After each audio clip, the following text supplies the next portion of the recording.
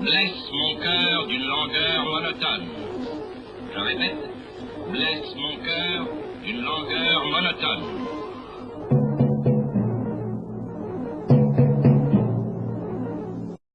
Hey everybody, Dutch Sense here.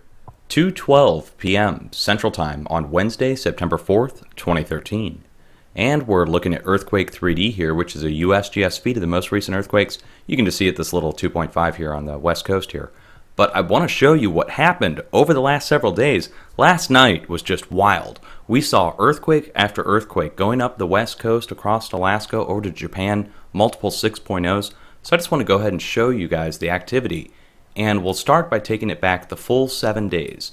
Earthquake 3D will show us a lot of different things, but we can look at the last 7 days of 2.5 and greater in the United States and 4.0 and greater internationally.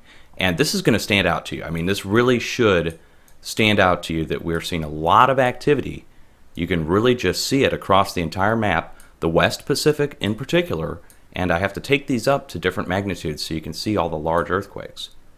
Here's 5.9 and greater. So we're looking at multiple 6.0s across the West Pacific, from, let's just say, Papua New Guinea, here at the 6.2, all the way to Sumatra, Indonesia, 6.5, 6.5 in Japan, 7.0 at the chain of Alaska, and then going right up through, we had multiple 6.0s following that up in the same location, and then offshore west coast of Canada, 6.0, 5.9, and that's the large quote-unquote earthquakes that have happened over the last 7 days. That's a lot of movement. Normally there's supposed to be 2 to 3 every week, and that's per the USGS statistics, just an average number, 2 to 3 per week. So right now we're over double that. And now I want to show you the 5.0s and greater, and these will show us the cluster points, the areas where we're seeing large uptick in activity, where we need to watch for further movement. So here's everything 5.0 and greater, and then you really begin to see it. All right, so we have Alaska standing out here above all else at the Aleutian Island chain, which is volcanic, and then going south through Indonesia, again, volcanic areas, undersea volcanoes in these regions as well. So these are areas where we're going to need to watch from just north of New Zealand, stemming west, all the way through Indonesia. Noticeably silent over here, Sumatra, the place where we had the massive tsunami several years ago that killed hundreds of thousands of people. And the plate break, the Indo-Australian plate break with the two 8.0s in 2011 going into 2012. Now up here in China, there were a series of earthquakes that killed several people. You didn't hear much about it on the news, but multiple people died in these 5.0, upper 5.0 earthquakes that occurred in China. And then silence over here on the west. So we haven't seen anything large, 5.0 or greater, anywhere in Europe or in Africa. We saw activity down at the volcanic regions in Africa, but nothing up here in Europe, which means we need to watch. Anywhere where you're seeing silence in large earthquake activity, we need to watch for movement right now because of the amount of movement occurring in adjacent areas. The entire plate, the entire Pacific plate is in flux right now, causing a spillover effect to occur across Alaska and now on the east side of the Pacific. And now to see the earthquake activity in the United States, let's take this down another notch. Now we're looking at 4.0 and greater. When you look at the 4.0 and greater, first of all, West Pacific really stands out now. The higher these rings are off the planet, the deeper they are in the Earth. That signifies the depth. So you can see several large, deep earthquakes right on top of each other. And again, these are volcanic regions. So this is most likely undersea volcano activity at a lot of these areas. But in the United States, 2 back-to-back fracking earthquakes at Timpson, Texas. And that brings me into a story that just broke today. There was some debate amongst professionals over the last couple of years about whether or not fracking can cause earthquakes, right? I mean, they're so behind the times. But here's a story that just broke on Yahoo News, Live Science, and I'll just read the first paragraph to you, and you guys can read the rest. I'll link this down below the video. Wastewater from the controversial practice of fracking appears to be linked to all the earthquakes in a town in Ohio that had no known past quakes. All right, and this is no shock to those of us who have watched the earthquake activity happen in these areas to the south and to the east. You can go look up the earthquake coordinates easily by just typing them in on Google Earth and go see what resides at those locations. Here's a 2.5, for instance, that occurred in Oklahoma. Just go look that up, and you'll see within 500 feet to 700 feet, there is a large fracking operation, the edge of a large fracking operation and pumping operation. Same within Timpson, Texas, these two 4.0s. Just go look them up. Takes you right down on top of a frack well. Now we have a couple earthquakes that happened here on the New Madrid, okay, a 2.5 right at the border of, let's just say, Tennessee and Arkansas. That is actually not at a fracking location, a little bit deeper than the 3.1 kilometers we see at these fracking earthquake depths. And then right here, let's see if we can zoom this in at all, at Missouri-Arkansas border, that is actually at a fracking operation. There's several wells right down here. It's on the Arkansas side of the border. Missouri has very few frack operations, whereas Arkansas is riddled with them, okay? And what that says is that the movement to the south is occurring at man-made operations. Like 3 to 4 of these earthquakes out of the 5 or 6 that are here are at man-made locations. Induced seismicity, as they call it technically.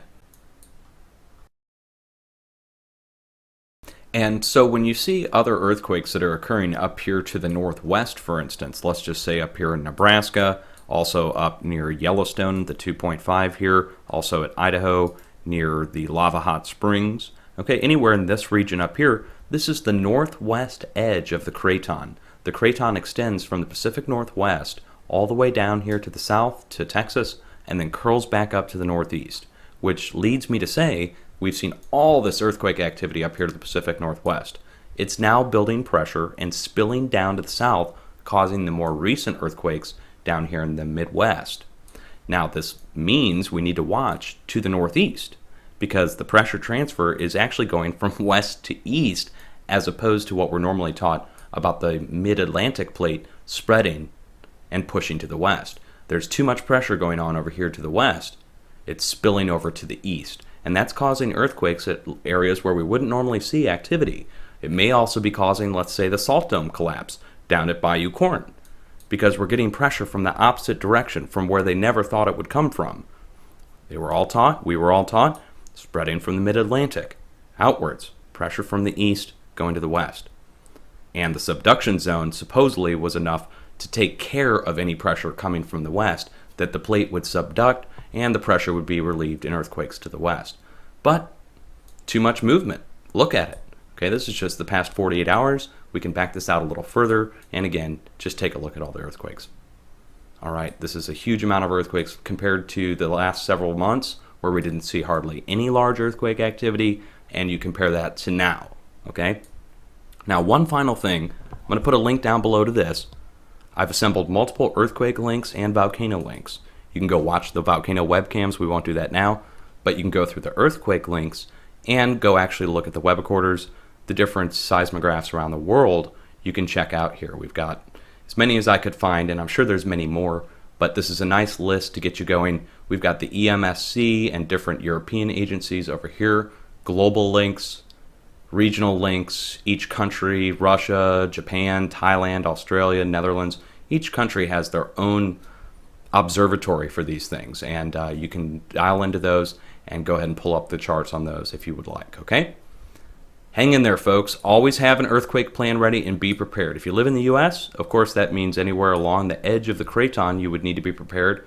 I live in the New Madrid seismic zone. Always good just to have that earthquake plan ready and be prepared, just in case. Never know when it can hit. Look at the cluster points of activity. Okay, so this kind of gives you an idea of where to watch on the West Coast, for instance. You've seen this tremendous movement up here to the northwest. This means that we need to watch anywhere along the West Coast. It's a huge area to watch. We can't nail it down to a specific state, but I would say from the off the coast of Oregon, south to Baja California, be prepared just in case, and also on the southern edge of the North American craton. We can also expect lighter movement up here in the northeast, somewhere up here in Canada, right here along the north edge where it goes out to the sea.